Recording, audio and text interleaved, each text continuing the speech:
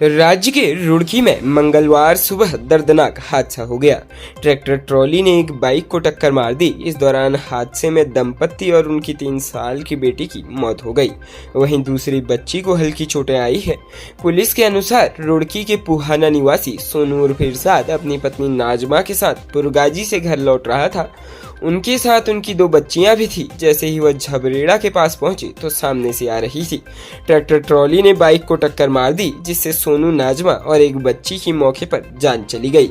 उधर सूचना मिलते ही बड़ी संख्या में परिवारजन व ग्रामीण सिविल अस्पताल पहुंचे और घटना की जानकारी ली। SHO झबरेड़ा धर्मेंद्र राठी ने बताया कि ट्रैक्टर चालक की तलाश की जा रही है। पंचनामा भरकर शव पोस्टमार्टम के लिए भेज दिया है। तहरीर मिलने पर मुकदमा दर्ज किया जाएगा। राज्य उत्तराखंड के चमोली में सोमवार देर रात दर्दनाक हादसा हो गया। जोशीमठ के सलूड़ में एक कार अनियंत्रित होकर खाई में जा गिरी। हादसे में एक व्यक्ति की मौके पर ही मौत हो गई, वहीं 4 लोग घायल हो गए। जानकारी के अनुसार SDRF को देर रात एक वाहन दुर्घटनाग्रस्त होने की सूचना मिली। टीम ने देखा कि ऑल्टो UK 011 B2096 सड़क से करीब 100 मीटर गहरी खाई में गिरी हुई थी।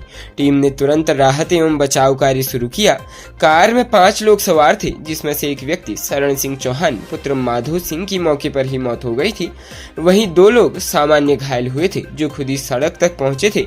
वहीं 2 घायलों को रेस्क्यू कर अस्पताल भेजा गया। सभी लोग ग्राम सलूड़, डूंगा, जोशीमठ, चमोली के निवासी हैं। उत्तराखंड अगले वर्ष 38वें राष्ट्रीय खेलों की मेजबानी करने जा रहा है। इसके लिए मैदान तैयार है और हर किसी को राज्य के खिलाड़ियों के बेहतर प्रदर्शन का इंतजार है। विभाग के अधिकारियों के मुताबिक राजधानी देहरादून, हरिद्वार, हल्द्वानी सहित 7 स्थानों पर राष्ट्रीय खेल होने हैं।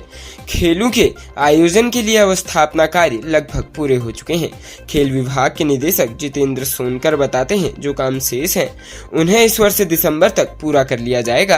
राज्य के खिलाड़ी राष्ट्रीय और अंतर्राष्ट्रीय स्तर पर बेहतर प्रदर्शन करें, इसके लिए सरकार की ओर से नई खेल नीति बनाते हुए इसमें खेलों के विकास के लिए कई व्यवस्थाएं की गई है।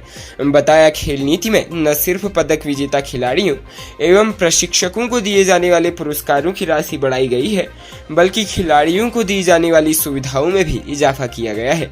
बताया, राष्ट्रीय खेलों में स्वर्ण पदक विजेता खिलाड़ियों को 6 लाख, रजत पदक विजेता को 4 लाख और कांस्य पदक विजेता खिलाड़ियों की पुरस्कार की राशि 3 लाख रुपए की गई है। खिलाड़ियों के सुरक्षित भविष्य के लिए कई विभागों में सरकारी नौकरी की भी व्यवस्था की गई है। राष्ट्रीय खेलों में वर्तमान में उत्तराखंड का देश भर में 26वां स्थान है। पिछले वर्ष गुजरात में हुए राष्ट्रीय खेलों में उत्तराखंड को 19 पदक मिले थे। इसमें भी स्वर्ण पदक की बात करें तो इसकी संख्या मात्र 1 थी। विभाग के अधिकारियों का कहना है कि इस वर्ष राष्ट्रीय खेलों में राज्य को टॉप 10 में शामिल कराने का प्रयास किया जा रहा है। 26वें स्थान से टॉप 10 में शामिल होना विभाग के सामने चुनौती होगी। प्रदेश में राष्ट्रीय खेल दिवस और हॉकी के दिग्गज मेजर ध्यानचंद की जयंती के अवसर पर मुख्यमंत्री पुष्कर सिंह धामी ने 98 पदक विजेता खिलाड़ियों को सम्मानित किया। साथ ही सभी खिलाड़ियों को पुरस्कार की राशि भी प्रदान की। कार्यक्रम का आयोजन IRDT सभागार में किया गया। इस दौरान CM धामी ने मुख्यमंत्री खिलाड़ी प्रोत्साहन योजना का शुभारंभ किया। CM धामी ने कहा कि मेजर ध्यानचंद ने भारतीय हॉकी को नया आयाम दिया है। वह एक सामान्य आर्मी परिवार से थे, लेकिन अपने खेल के दम पर उन्होंने दुनिया में कई लोगों के दिलों पर राज किया है। खिलाड़ियों को उनकी प्रेरणा लेनी चाहिए। बता दें कि यह योजना 14 से 23 साल तक की आयु के खिलाड़ियों के लिए शुरू की गई है। 8 से 14 वर्ष तक के खिलाड़ियों को पहले से ही सरकार इस योजना का लाभ देती आ रही है। दूसरे चरण की योजना का आज राष्ट्रीय खेल दिवस पर आगाज किया गया। राज्य उत्तराखंड में चमोली के हल्दापानी गोपेश्वर के पास एक स्कूल बस में आग लग गई। बस से धुआं निकलता देख वहां अफरा तफरी मच गई। मौके पर पहुंची पुलिस ने सभी बच्चों को बस से सुरक्षित बाहर निकाल लिया। वहीं पुलिस ने बस चालक और स्कूल प्रबंधक को थाने में बुलाया है।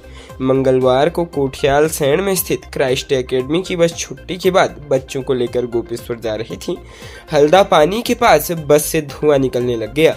उसी समय वहां से पुलिस उपाधीक्षक कर्णपति रुद्रप्रयाग अमित सैनी गोपेश्वर से लौट रहे थे। उन्होंने अन्य पुलिस कर्मियों की मदद से सभी बच्चों को बस से बाहर निकाला।